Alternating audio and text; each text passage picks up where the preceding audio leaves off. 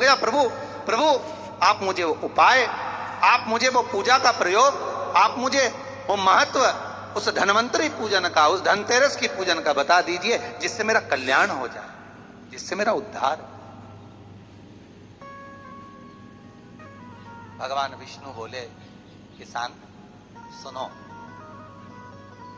ये धन्वंतरी मेरा ही एक अंश होता है। जैसे मेरे हाथ में शंख चक्र गदा पद्म सब धारण करा हुआ हूं, उसी तरह धन्वंतरी का स्वरूप का यदि आप दर्शन करेंगे, आप धन्वंतरी के चित्र का अगर दर्शन करेंगे तो एक हाथ में उनके भी चक्र है, एक हाथ में उनके शंख है, एक हाथ में उनके औषधि है, एक हाथ में उन्हें अमृत का कलश है, और भगवान स्वयं नारायण का अंश प्रकट हो रहा है। बोल धन्वंतरी भगवान की,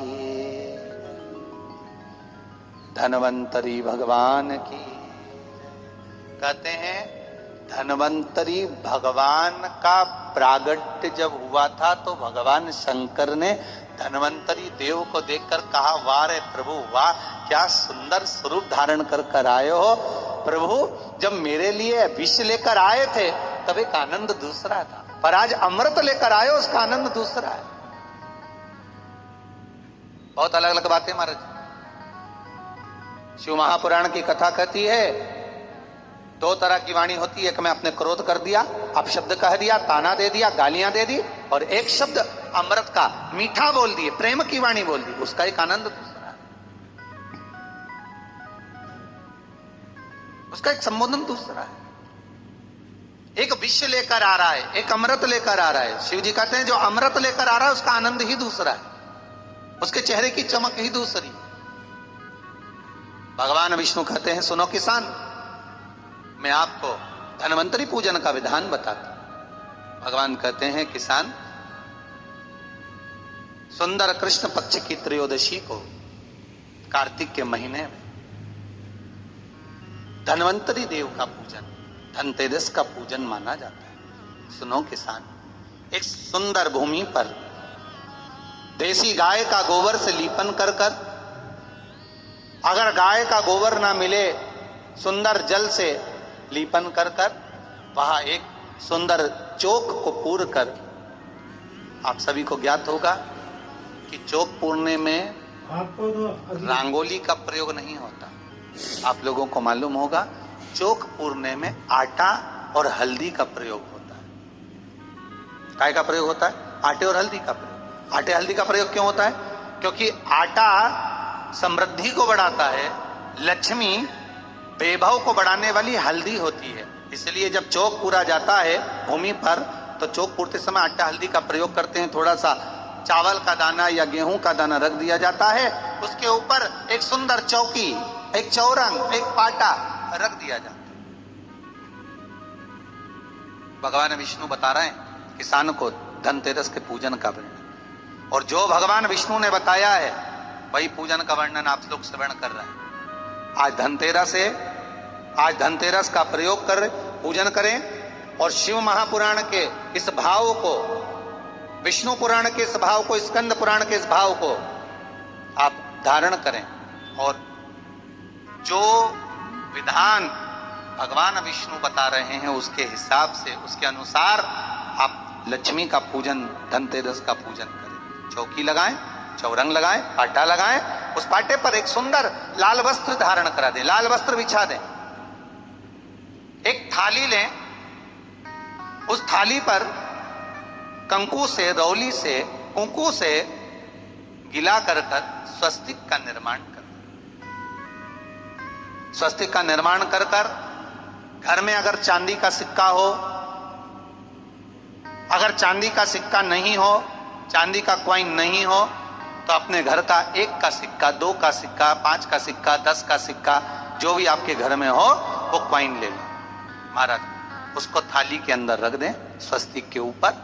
फिर उसका स्मरण करें, आटे के 7 दिए बनाएं, एक थाली में, एक प्लेट में रख लें, घी के दिए बनाएं और उसमें सुंदर बाती को लगा दें। ध्यान दीजिएगा, इसमें जो बाती लगेगी वो लंबी बाती लगेगी।